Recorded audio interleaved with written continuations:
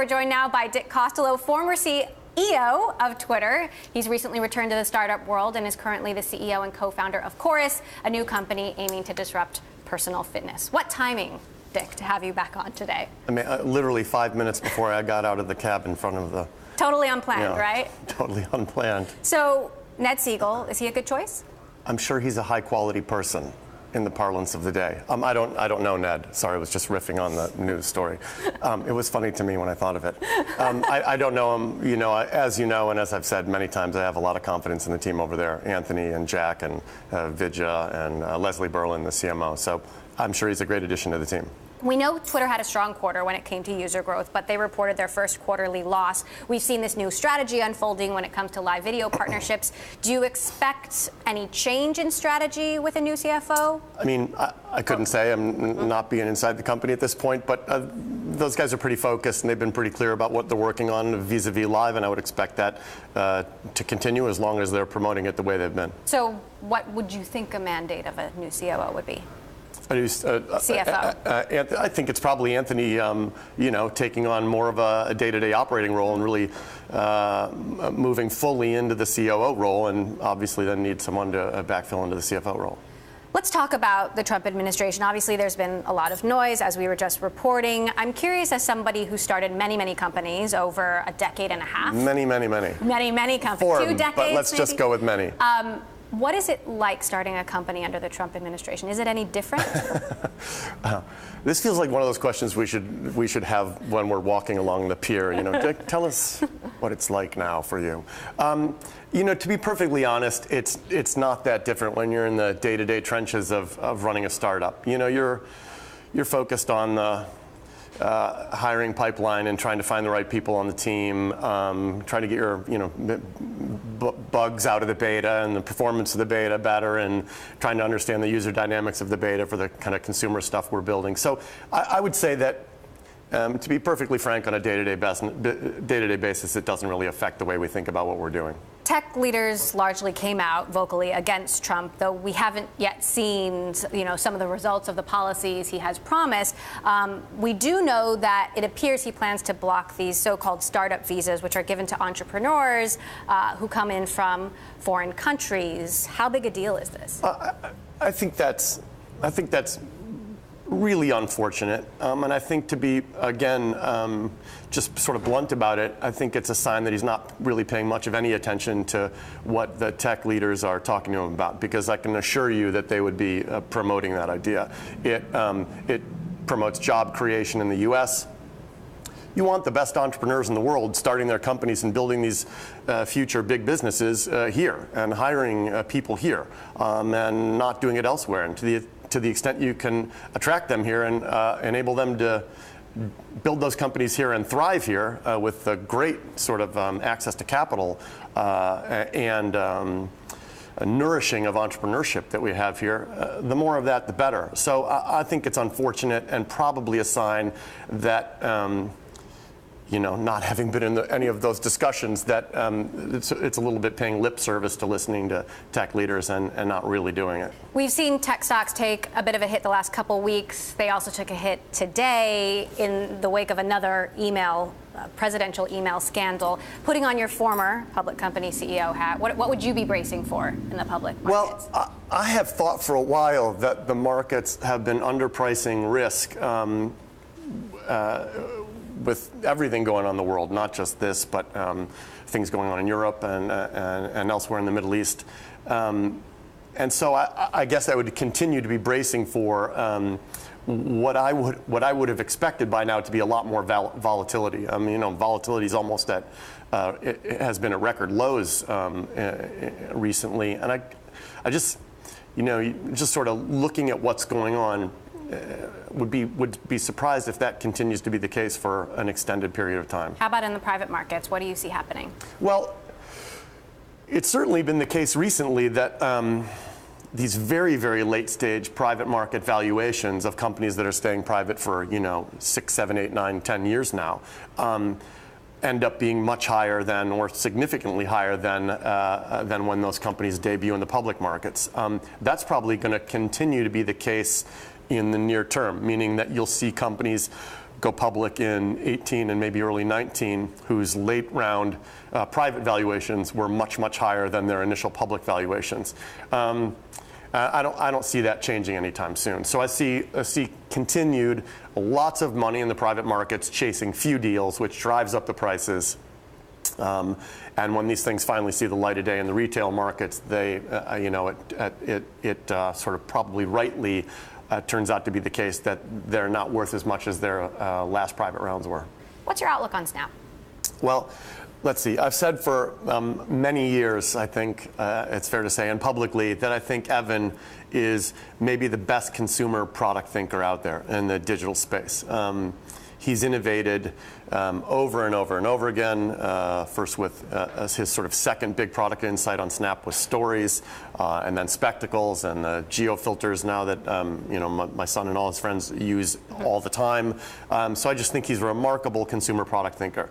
The challenge for these kinds of companies the challenges include in the consumer advertising space, consumer digital advertising space.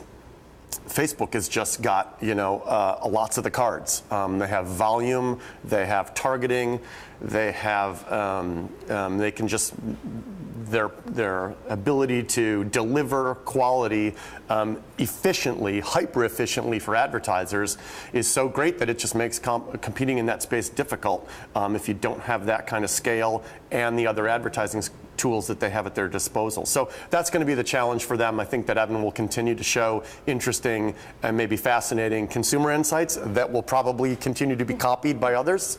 But they're going to have to try to figure out how to outflank somebody, these bigger players like Facebook, on the ad side. That said, growth is slowing down. International growth is negligible. Facebook is copying features across all its platforms, Messenger, WhatsApp, Instagram, and basically or potentially blocking future growth in international markets. I mean, you had to contend with Facebook and Twitter.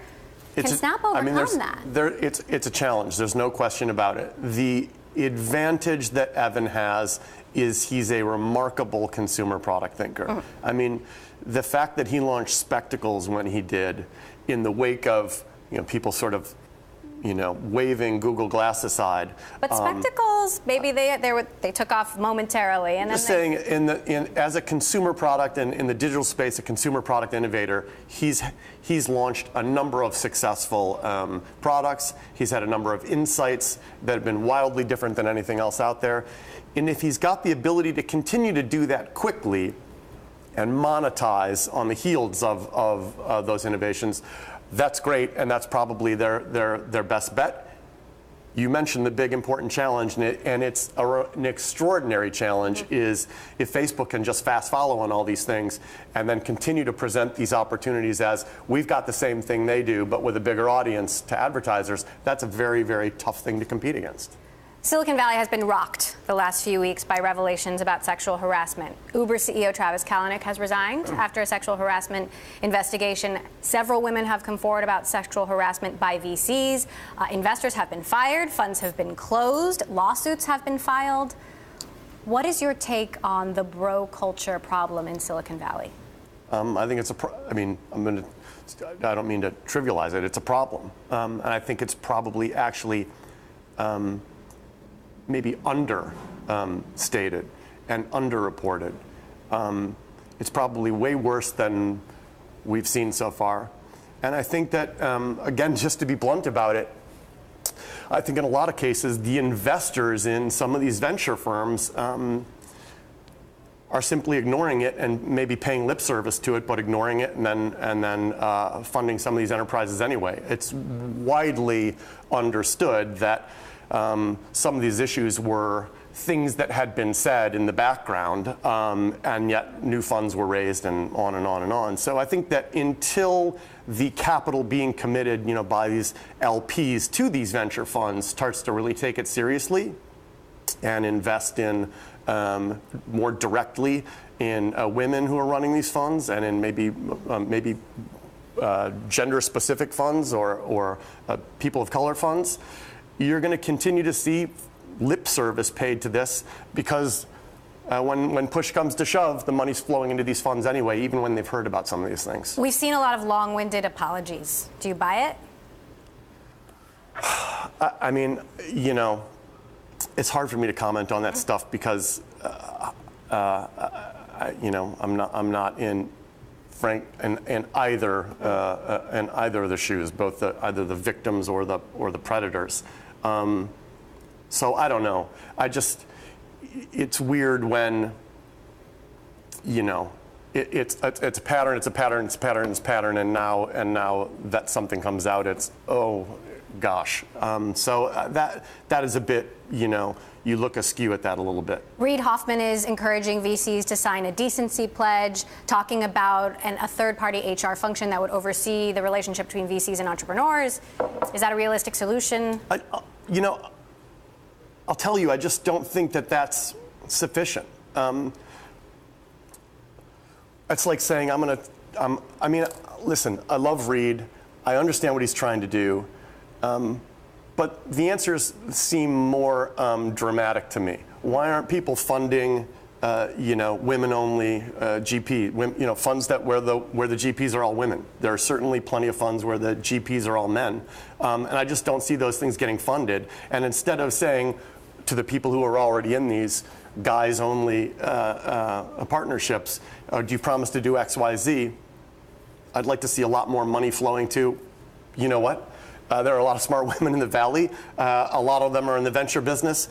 Let's go enable a few of them to create their own fund and get after it. There are new funds launching all the time. These people are able to get these, you know, people are able to get funds raised with what I would even go as far as to say aren't records you would look at and say, yeah, I'm going to fund that new venture fund. So there are plenty of super qualified women out there, and I would like to see more of the LPs and institutional investors putting their money where their mouth is in the venture side. Quickly, I know that you are very focused on hiring women at Chorus and at a smaller stage, making sure that it's 50-50. What is your vision for this company? It's a social fitness platform. Our vision for the company is that in the real world, the way people get healthy and live healthy lives is through social motivation and social accountability. And yet online, most fitness platforms are one-on-one. Here's a program for you. And then you go and do it and try to keep yourself motivated in isolation. Chorus is all about getting a team of people together to help each other stay motivated, to do what they want to do and do what they've committed to do and help each other be successful. When's it coming out? It's in beta right now. It's in beta right now and we're working on the user dynamics of it. I have like 3 or 4 more things we really want to do, so I'd say late this fall. All right. Dick Costolo, Chorus Fitness CEO, former CEO of Twitter. Always great to have you here on the show. Thanks so much.